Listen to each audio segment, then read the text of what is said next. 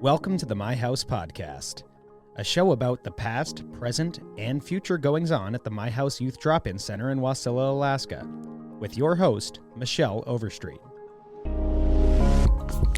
Hi everyone, welcome to episode 34 of the My House Podcast. I am not your host, Michelle Overstreet. I'm Isaac Smolden, and we're recording a special episode today because today I'm pleased to be joined by Rebecca Jones Gaston, the Commissioner of the Administration for Children and Families, and returning podcast guest, our Federal Project Officer, Thomas Bonnigton. He's a repeat offender here on the My House Podcast. And I guess Jay's also here. Yes. Jay's also here. Hello, everyone. Thank you for being here. Hello. Thanks for having us. Good to be here. Well, Tom, you kind of know the program, so maybe I'll start with the Commissioner. Welcome to Alaska. Is this your first trip up here to the great state of Alaska? This is absolutely my first trip to Alaska. How has it been so far? It's been great. I didn't expect quite as much rain. It's been one of those summers. It's been great and lovely, and I am looking forward to coming back soon.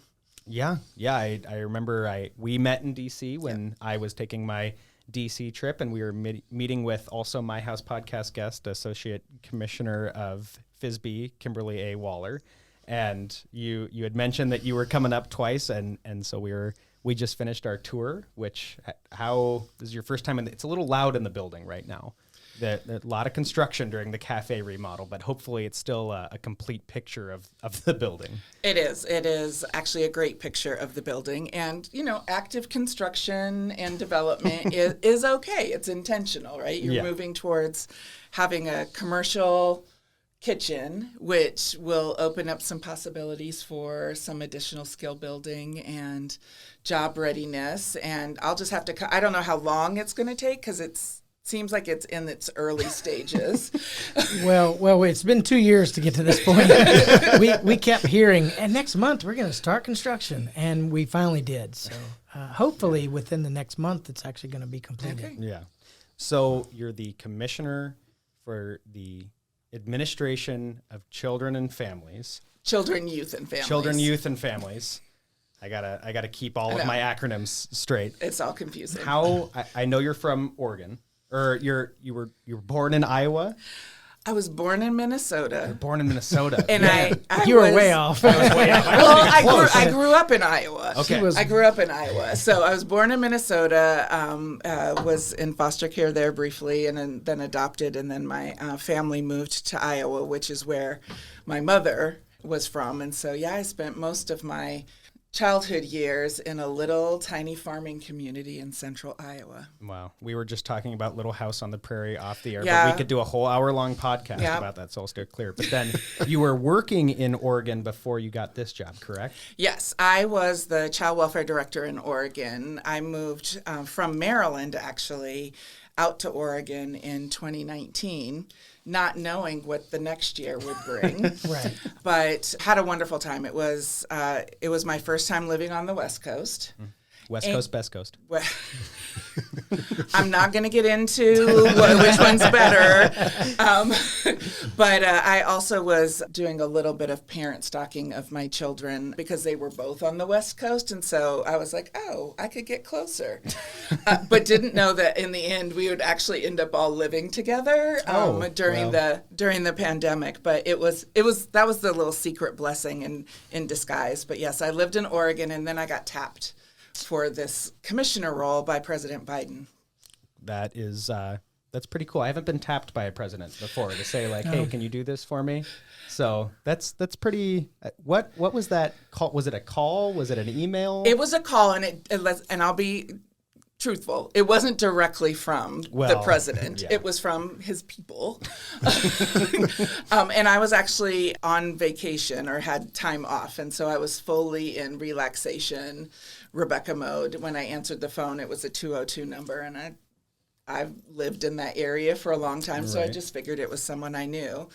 And then I immediately felt like I had to stand up You got out of your beach chair? Got out of my beach chair and immediately had to stand up. Hand over the heart. and after I realized that it wasn't a prank call and that it was really a serious call, then I was like, what am I doing? This is bananas. Are you sure you want me? How long have you been in youth services? So I've actually, for my whole career, that's where I've been. So I went to graduate school in the mid-90s, probably before you were born, maybe. Well, we don't need to get I am old enough to be Isaac's dad. And since then, I started out as a social worker in child welfare, doing a variety of different things, working directly with families and young people. And I, for a short time, was a group home director for a group home program in DC and learned so much in that span of time about how the system wasn't doing really what it needed to do for our young people, and is really eye-opening. And the lessons that they taught me, really, I continue to carry with me day to day. I guess that kind of gets into the next question I wanted to ask you. I figured whenever someone says good news and bad news, I always start with the bad news because that's just the kind of person I am. So you've been at all these different levels of youth services, and now you're kind of at the 30,000 foot level. What are some of the biggest challenges of your position that you see on a daily and weekly basis? Oh, let me count the ways. First of all, it's an incredible honor to be in that role and have such responsibility for the funding and the guidance that happens that we, provide for states and local jurisdictions and tribes and communities. And so I carry that with me every day. And I think some of the hard part is in government, bureaucracy is tough. There are processes and levels and layers of things, and we have a 3-branch system. And so I'm part of the executive branch. There's the legislative branch and, of course, the judicial branch. And we all don't always see eye to eye about the path to a solution or even what the problem might be. And so I think that's probably the most challenging part. And that happens at the state level. So in my state experience, similar. But the ability to get engaged with all of the different kind of parts and pieces is a little more challenging because it's just bigger. But there are so many people who are incredibly passionate about what they believe in and what they care about. And I think there's just lots of opportunity for us to have an impact. So you're getting into my next question already, which is what your favorite part about your job and what keeps you going and working through some of those challenges in that position? Oh, gosh. I think the favorite part of the job is, in some ways, this wasn't on my list of things to do. It was absolutely unexpected. And again, it presents some really wonderful opportunity because, when you're in roles and you're like, if only I was in charge, I would do X, Y, and Z. Right. And I'm in this space now. The question of if I'm in charge or not, that's a whole different discussion. But there's some just new opportunity for me to be able to offer up my perspective and input into what's happening around the country in regards to serving children and families. And what drives me every day is we've got a lot of communities, young people, and children that are falling through the cracks of all of the various systems and supports that have been created really to help them. And, I think about the opportunity of how do we at the federal level and at the different layers do better about collaborating across systems so that families and young people aren't having to figure out the navigation of these complex systems. But what drives me every day is that if we don't make change, then the adverse experiences that young people and families experience day to day continue to happen. And so I absolutely think there is some urgency to trying to assist in making circumstances better. Yeah. For sure. Tom, I don't want to neglect you over there. What's new in the last year since we got to talk to you over at your office? Well, every year we put out grant application periods. So this year, we have the Street Outreach Program grants and the Basic Center Program grants that are just now being finished up, and we're going through to see who has won a new award. We've continued pushing the collaboration efforts, I guess would be a good way to put it. Thankfully, having Rebecca come up here has allowed me to go to meetings with organizations I would never connect with before, and I've learned a ton of stuff, and it's opened up a very obvious point of which I need to make a conversation out of as to we're not aware of each other's activities interagency. And so what they're doing, which is an outstanding job in that agency, could be shared and used in our programs. And so how to get those across. So we've been working on improving that communication and trying to get more services or resources to our grantees and share cross-programming. Yeah, it's amazing how important that communications piece is, not just because I'm a JPC major, but it really so much of what the federal government does for grantees, other than just providing funding, I think really comes down to communications. That's something I wanted to touch on. It's something we asked last year: is what's the federal government's role in this field, in this space, especially when it comes to youth? And I think the obvious answer is funding. Please give us more funding, please. But there's a lot more to it than that, and there's a lot that comes with that if you are chosen to be a grantee, like with Jay's program. There's a lot of opportunities, a lot of training opportunities, collaboration opportunities that come with that. And sometimes it's at the local level, organization to organization, but I think I've seen a lot in the last year of, even at this 30,000 foot, the ability that we have to be able to plug in with these organizations from all the way across the state and the country and the West Coast, Best Coast, all over the place. I think that's the other, yes, obviously funding is a big piece, but the power to convene is the other part around being able to set up opportunities for peer-to-peer exchange and learning. And I think the other part of that is, and this is what we're also trying to get better at, which you all already here do a great job of, is actually having those that are impacted by the service and the support actually giving input into what does it need to look like, what is needed, what are the gaps, what are the things that we need to be in tune to with generational differences or even regional state-by-state differences around access to services. I mean, my perspective, I've always known Alaska was huge with a small population, but the nuance of how rural the state is outside of, kind of three little spots Right. Yeah. is pretty profound when you think about the need for the supportive services doesn't change because you live outside of a city or an urban area. It might actually increase. Right. And the complexities of having access to it are pretty extreme. Yeah.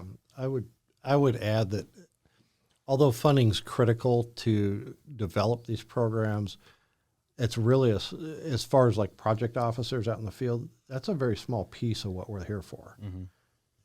Giving resources, technical assistance, getting you in touch with other grantees that may have similar issues or may be able to help you overcome issues.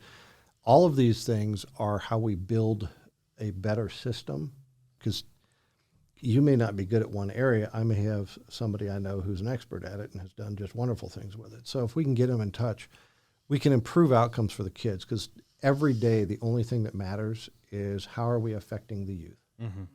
I mean, that is what we're here for, period. Yeah. And I really like that piece. It's something that at the National Conference on Ending Homelessness, especially this year, that piece of lived experience, it seems like that voice is getting louder and louder year after year. especially in youth services, I really saw a lot more, at least at the conference, a lot more youth input, a lot more youth with lived experience that were there, that had voices, that were not over siloed at the kids' table getting the leftover mashed potatoes, but had a seat right next to everyone else. And I think that just now we're really only at the beginning of seeing the outcomes that are going to come from that. Yeah, and I think and you said it, it's being at the table in the discussion, even leading the discussion, and not about necessarily having to tell your personal story to a bunch of strangers. It is really just bringing your lens and your perspective into the conversation so that as decisions are getting made, they're getting made because they're informed by those that would actually access what the service or support is. Yeah. And Tom, I know that you're working with, as the project officer, you're working with a lot of organizations that have YABs and youth input. Have you seen the discussion around that topic change in the last couple of years at all?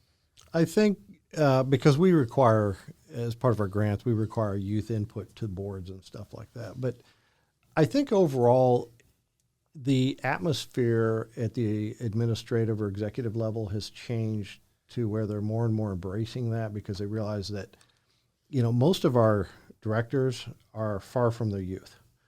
And so, like Rebecca said, we don't have that lens at that level anymore. So they have to get that input. And I think the biggest change I've seen in the last few years is way more youth with lived experience are now being hired to work for these agencies. They're amazing at what they bring with them, and the knowledge and the ability to have street cred for someone coming off the street at 3 a.m. So it has changed. It is. There's a bigger focus on that kind of youth voice coming in, and I think the outcomes we're seeing with the youth being served are improving because of that. Well, we have some of our YAB members that are probably just getting here for supper club, and so I don't want to take too much more of your time, because we have a few more people to meet today. But before we wrap up, is there anything else that either of you want to add about something that your guys' office is doing, or anything about the trip up? Have you seen a moose yet? That I was supposed to ask that at the top. Have you been able to see a moose yet? I've been looking for a moose. I've had moose tooth pizza. I've seen a sign with the picture of a moose. I have yet to see I've seen a stuffed head of a moose. We have one tied up out back. I did see reindeer. Yeah. I did see reindeer, though. There you go. There you go. So is there anything else that you guys want to add, just about anything in general before we go? No, I want to thank you guys for hosting us again, because I know Kimberly was up here a while back, and you're a very gracious host then, as you are now. Thank you for allowing me back on air after the last one.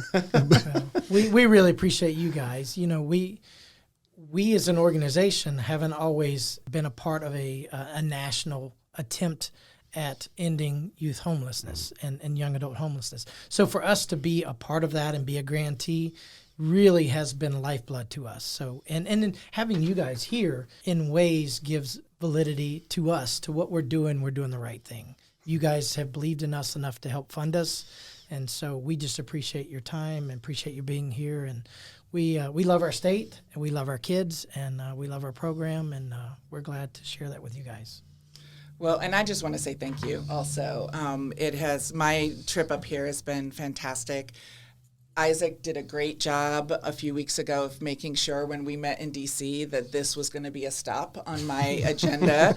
And so, you've got a good advocate in Isaac. But I guess what I would just say is that it is going to take all of us finding different, better ways to work together to find solutions to some long-standing challenges that our communities are facing.